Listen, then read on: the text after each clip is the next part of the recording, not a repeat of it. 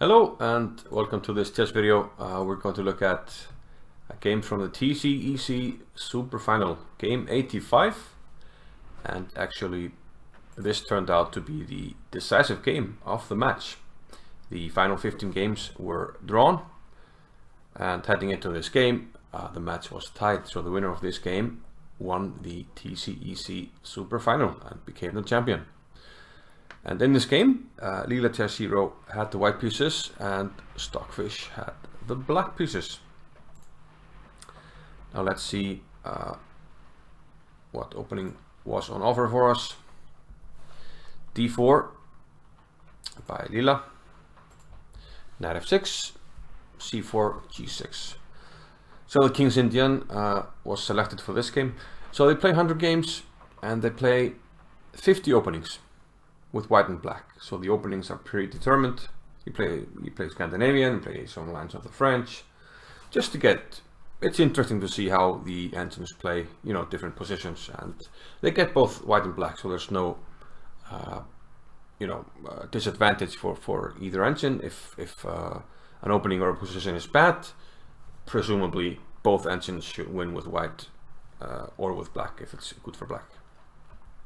So on this one we have a King's Indian and we have the Saemisch variation with F3, castles, bishop to E3, E5, C5 is probably what most people are playing these days with a famous pawn sacrifice, but E5 was played in this game, D5 and knight to H5. Now, before going on to this game and its theory, we have to pay our respects to one of the pioneers of the King's Indian, and that is one David Bronstein, Russian grandmaster who introduced many ideas to the King's Indian, and he was the first in history to execute the idea that was played in this opening that the engines played in this match. And he played this against Boris Spassky.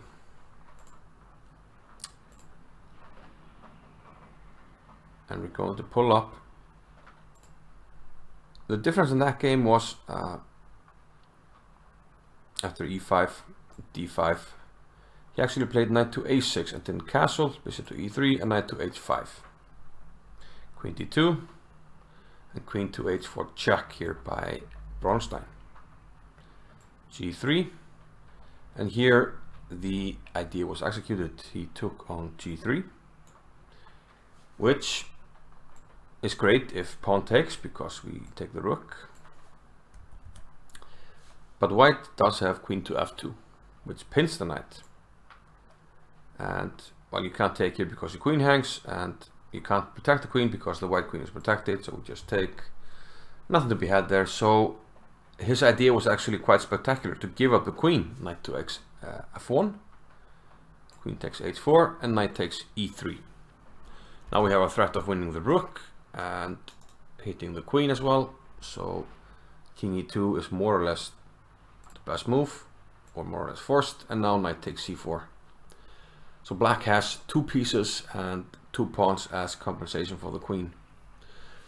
And yeah, this is a variation that was very, so I have sort of like nostalgic feelings about it. You know, many people wanted to play it because it was so different, and it's so much more fun to play with the pieces. Objectively, probably white is still better in this line, but it's so much fun to play for black. And there were some famous games. Serewan managed to draw against Kasparov in a famous game. But let's go back to the game between LCZero and Stockfish. Castles, bishop E3, E5, D5, knight to H5, and now queen to D2. And just like in the Bronstein game, except Bronstein had the knight on A6, but doesn't make much of a difference. The same idea. Now this happened also in a World Championship match between Karpov and Kasparov in 1990, and the match that was played in Lyon and New York. But there Kasparov retreated. He played queen to E7, and Karpov actually won a nice game with a kingside attack here. in one of the 5 Kasparov against Karpov matches. But in the TCEC Championship, they were made to play this line with the queen sacrifice. So this is the position that we got. Knight takes c4. Here the most common move by far is to play rook to c1. And this is sort of a tactical defense of the b2 pawn, which is hanging. If you take it, play rook c2, hit your knight, you have to go back. And now knight to b5. And you can't both protect this and this threat. So you can't take the pawn. The other move is to play b3. These are two of the main moves, but queen to e1 was played. Other sources have claimed that knight h3 used to be the move here, but this has only been played in 3 games, and only one of them was by a grandmaster, so not a very good source of information to increase your vast knowledge. But queen e1 was played in this game, and that's a novelty. Now f5 by Stockfish.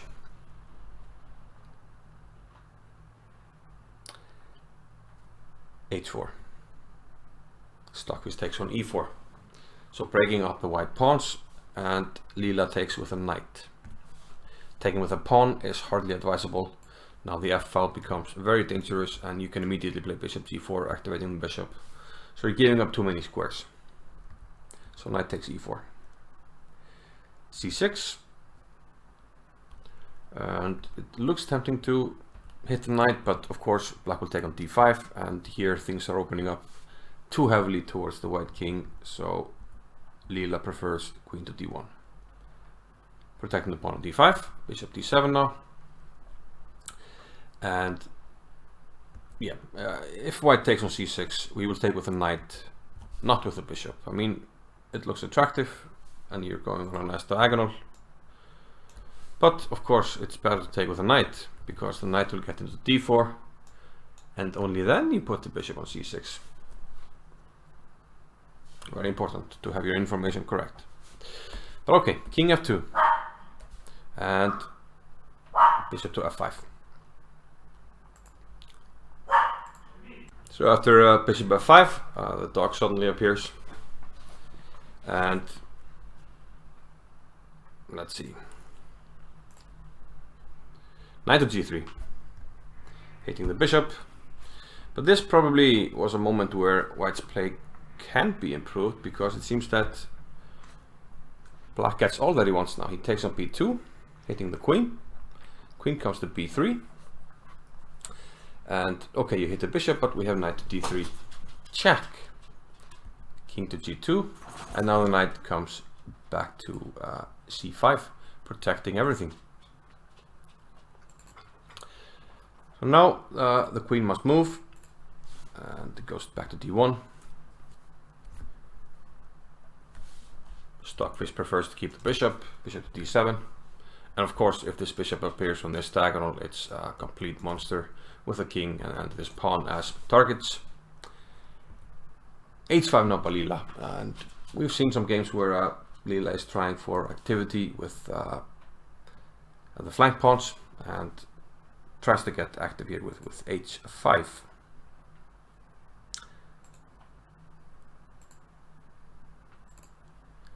Now Stockfish gets on with development, gets the knight out, knight b to a6, rook to c1, and rook f6 by Stockfish, getting ready to double the rooks, get pressure on the f-file, knight 1 to e2 and rook a to f8. Here, yeah, Lila sort of stays consistent with these flank advances, h6, but here, okay, the bishop, it's stuck, you know, at the moment in the corner, but it will be able to re-enter the game. Either we can break the e-pawn at some stage and open a diagonal, or you can just simply reroute the bishop if you need to. And it turns out that the pawn on h6 is perhaps more of a liability. We've seen games where Lila and also LCZero as well sort of just discard these flank pawns, but here, I don't know. Now all of a sudden black has 7 pawns against 3, so that's 4 pawns. So yeah, black has 2 pieces and 4 pawns for the queen, which is already, if we count it up, an extra pawn for black in terms of points. So knight to e4, but having said that, the material imbalance is quite unusual here. Rook f7. Lila tries to get the pieces more active. Knight 2 to c3. Rook to g6. And now white has to be worried about black at some stage pushing and opening up a position. And here Lila takes on c6, but this gives black this monster bishop that we talked about. Perhaps Lila was pinning some hopes on taking this pawn on d6. You can't take it yet. If you take on d6, there's rook d7, and you can't protect the knight. The bishop will chop off the other knight if it appears on these squares, so d6 drops. Maybe that's why Lila played rook to c2. The idea, now you take, and now you can play rook d2 to protect. But a very subtle move here by Stockfish, tactical move, bishop to g7. And if Lila were to take now on d6, which it didn't do, then black has a very nice move. Rook takes d6, queen takes d6, and rook d7. And we see why we need bishop to g7. We're covering h6, and the queen has no squares, and it's trapped. So rook d2 first, still attacking the d6 pawn. Bishop to f8, protecting it, but now white can actually take it, and Lila did. But now you managed to, well, improve the bishop. It went from the corner to here, slightly better in fortifying the king, also options of entering the game. And now the rooks are starting to wreak havoc in conjunction with a very nice bishop here. So a lot of pieces working together here for black. Knight e2, hitting the rook, bishop a4 first, hitting the queen. And now black gets 2 pieces for the rook. So we have a most unusual 4 pieces and 3 pawns for a queen and a rook. So the 4 pieces and 3 pawns are 15 points, and the queen and the rook are 14. So black should be ahead on points and material, but again, the material is so unusual that it's hard to assess.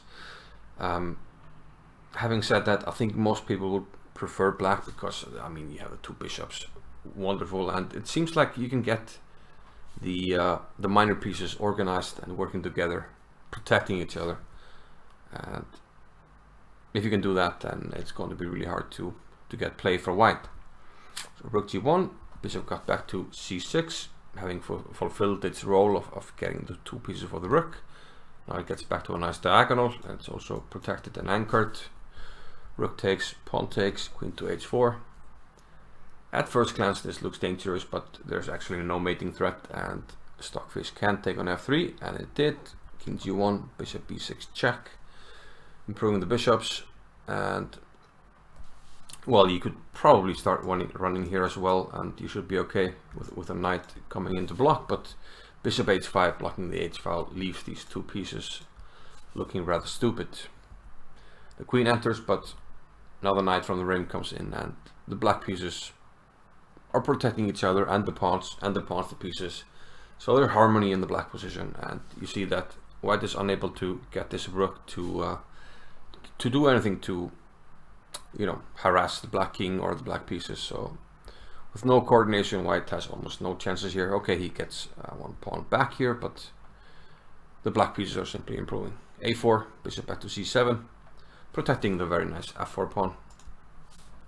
Queen d5, bishop to g4.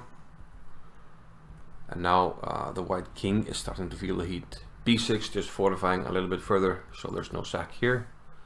Queen a8 check, giving up the pawn on a7, but it's hardly important. Now the bishop is protected, the pawn is protected, everything protected sort of by each other, and it's hard for white to break through here. He played a5, but this means that if he wants to break through, he has to go for a sacrifice, which he did. But it's simply too little too late. Bishop to g4 check, and with the king quite safe with the knight here. We had a pattern recognition where we talked about the knight defending the king, and here it's very effective and efficient. And the bishops will now simply get this pawn on the board. f3, queen to h8, king g5. White doesn't even have a check without losing the queen here. Tries to play a6, but black simply moves in, and now the threat is bishop d3, followed by f2 check and queens. So queen h1, and we're just close to mate here. 94 is the fastest way to mate, as you'd expect the computer to find. Queen h2, giving up the queen, but now it's mate in actually 5 moves. So the game was resigned. The king is coming in, and no defense here. So after king e1, the final position, 50 more draws, and this means that Stockfish is the champion. It wins with the slightest of margins, 15.5 against 49.5 in this nice game in the Bronstein variation. Standing on the shoulders of giants, in a way. So yeah, it was a pretty nice game with a very unusual material imbalance. Seems like we're having some games with queen sacrifices these days, and it's always fun to see that. But yeah, it would be fun to see the next Superfinal. I guess LCZero will just continue to improve, and if it can shore up sort of its tactical weaknesses and improve positionally, I think it will beat Stockfish next time. And that's really interesting. But okay, I hope you enjoyed the video. Thanks for watching. I'll see you in the next one. Bye bye.